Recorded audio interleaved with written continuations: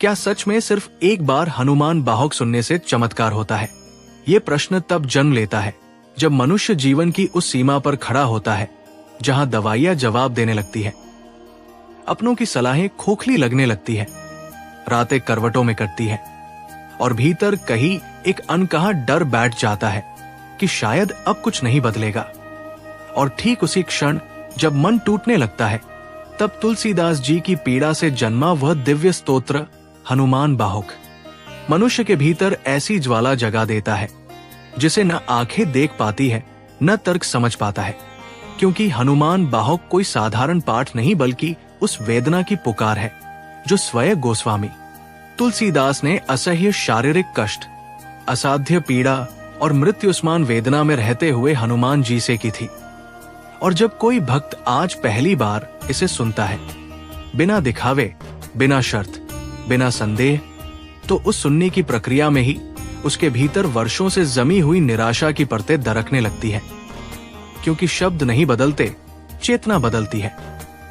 हनुमान बाहुक के प्रत्येक छंद में पीड़ा की स्वीकारोक्ति है, अहंकार का विसर्जन है और उस शक्ति के आगे पूर्ण समर्पण है जिसने लंका जलाई, पर्वत उठाया और राम कार्य के लिए स्वयं को साधन बना दिया। इसलिए जब कोई व्यक्ति पहली बार इसे सुनता है तो चमत्कार बाहर नहीं भीतर घटता है। सांस की लय बदलती है, मन का शोर धीमा पड़ता है, हृदय में एक अजीब सी ठंडक उतरती है और आंखों से अनायास आंसू बहने लगते हैं। और यही आंसू वो द्वार खोलते हैं जहां से हनुमान जी की कृपा प्रवेश करती है, क्योंकि हनुमान बाहुक सुनना केवल कानों का कर्म नहीं, ये आत्मा का स्नान है। इतिहास गवाह है कि जिन रोगों को चिकित्सा ने असाध्य कहा, जिन दुखों को समय ने भी नहीं भुलाया, जिन भयों ने जीवन को जकड़ रखा था, उन सब के बीच पहली बार हनुमान बाहुक सुनने वाले भक्तों ने ये अनुभव किया कि दर्द अभी है पर डर नहीं है, समस्या अभी है पर भीतर शक्ति आ गई है। और यही आंतरिक शक्ति आगे चलकर बाहरी परिस्थितियों को मोड़ देती है। एक वृद्ध भक्त की कथा मिलती है जिसने अस्पताल के बिस्तर पर जीवन की आखिरी उम्मीद छोड़ दी थी। न चल पाने की स्थिति, न बोल पाने की ताकत, और किसी ने बस उसके कानों में मोबाइल से हनुमान बाहुक चला दिया। पूरे पाठ के दौरान वो न हिला न बोला, पर अंत में उसकी आंखों से आंसू बहते रहे और उसी रात पहली बार उसे चैन की नींद आई। डॉक्टर इसे संयोग कहें, पर भक्त जानता है कि यह संयोग नहीं, संकेत था। हनुमान बाहुक सुनने का चमत्कार तुरंत बीमारी हटाना नहीं, बल्कि पीड़ा सहने की दिव्य क्षमता देना है। और जब मनुष्य पीड़ा से डरना छोड़ देता है, तब पीड़ा अपना अधिकार खो देती है।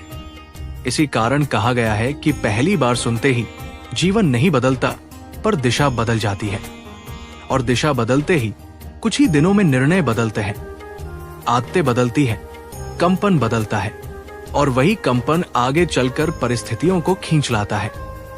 हनुमान बाहुक में हनुमान जी को कष्ट निवारण करता नहीं बल्कि कष्ट सहल के रूप में पुकारा गया है, जो दुख में साथ खड़े रहते हैं। और जब कोई पहली बार इसे सुनता है तो उसे लगता है कि वो अकेला नहीं है, कोई है जो उसके दर्द को समझता है। और यही अनुभूति सबसे बड़ा चमत्कार है, क्योंकि जिस दिन मनुष्य अकेलापन हार जाता है, उसी दिन संकट हारने लगता है। हनुमान बाहुक के शब्दों में न डर है, न सौदेबाजी, केवल निवेदन है। और यही निवेदन पहली बार सुनते ही हृदय की जड़ता तोड़ देता है, वर्षों से जमा क्रोध, अपराध बोध और निराशा को बहा ले जाता है। इसलिए जो लोग पूछते हैं कि क्या सिर्फ एक बार सुनने से चमत्कार होता है, उन्हें समझना चाहिए कि चमत्कार कोई आतिशबाजी नहीं, वो मौन परिवर्तन है जो पहली बार सुनते ही आरंभ हो जाता है। और यदि उसी सुनने के बाद मनुष्य ने श्रद्धा छोड़ दी तो बीज अंकुरित होकर भी सूख सकता है। पर यदि उसी क्षण भीतर ये भाव जगा कि अब मैं अकेला नहीं, तो समझ लीजिए चमत्कार शुरू हो चुका है। क्योंकि हनुमान जी वही प्रकट होते हैं जहां निराशा के अंतिम छोर पर भी विश्वास की एक हल्की सी लौ जलती है। और जब ये विश्वास की लौ पहली बार हनुमान बाहुक सुनते ही भीतर जलती है, तब मनुष्य अनजाने में ही अपने जीवन की गति बदलने लगता है। क्योंकि हनुमान बाहुक केवल कष्ट हटाने की प्रार्थना नहीं है, बल्कि कष्ट के अर्थ को समझने की साधना है। तुलसीदास जी ने इसे तब रचा जब उनका शरीर असहनीय वेदना में था, हाथ पैर काम नहीं कर रहे थे, अस्थियां जल रही थी, और मनुष्य जिस अवस्था में मृत्यु की प्रतीक्षा करता है, उसी अवस्था में उन्होंने हनुमान जी को पुकारा। इसलिए हनुमान बाहुक के शब्दों में केवल भक्ति नहीं बल्कि दर्द की सच्चाई है। और जब कोई आज पहली बार इसे सुनता है तो उसका दर्द तुलसीदास जी के दर्द से जुड़ जाता है। दो पीड़ाएं एक दूसरे को पहचान लेती है, और यही पहचान चमत्कार का पहला चरण होती है। बहुत से लोग कहते हैं कि हमने सिर्फ एक बार सुना और कोई चमत्कार नहीं हुआ, पर वे ये नहीं समझते कि जिस दिन आपने पहली बार बिना मोबाइल देखने, बिना मन भटकाए, बिना तुलना किए हनुमान बाहुक सुना, उस दिन आपके भीतर वर्षों से जमीन नकारात्मक स्मृतियां हिलने लगी थी। क्योंकि शब्दों की कंपन सीधे अवचेतन में उतरती है, और अवचेतन वही जगह है जहां बीमारी जन्म लेती है, डर पनपता है और दुर्भाग्य आकार लेता है।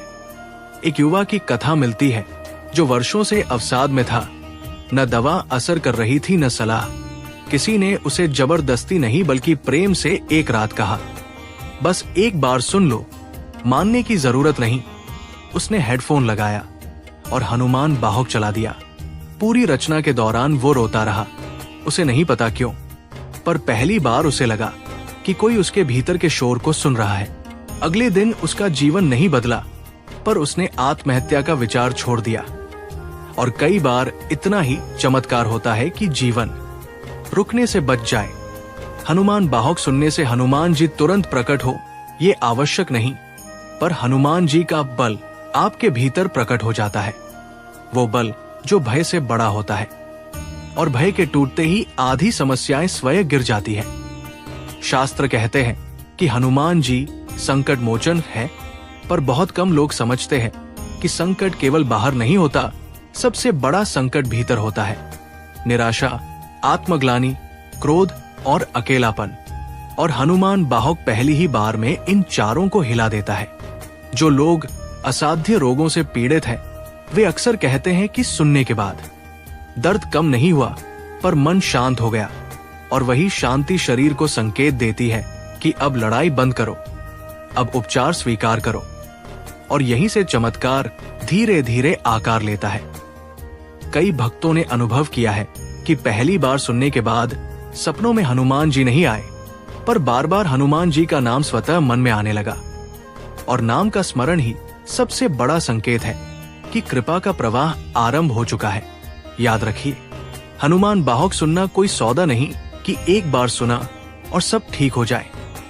ये एक बीज है जो पहली बार सुनने से रोपा जाता है, और यदि उसी बीज को श्रद्धा, धैर्य और पुनः स्मरण से सींचा जाए तो वही बीज एक दिन संकटों की जड़ें हिला देता है। इसलिए जो पूछते हैं कि क्या सिर्फ एक बार सुनने से चमत्कार होता है, उनसे यही कहा जा सकता है कि हाँ, होता है, पर वो चमत्कार इतना सूक्ष्म होता है कि केवल वही देख पाता है जिसने भीतर देखना शुरू किया हो। क्योंकि हनुमान जी पहले आत्मा को बचाते हैं, शरीर और परिस्थिति बाद में। अगर आपको ये वीडियो अच्छी लगी हो तो लाइक करें, और चैनल पर पहली बार आए हैं तो चैनल को सब्सक्राइब जरूर करें। जय श्री राम जी, जय हनुमान जी।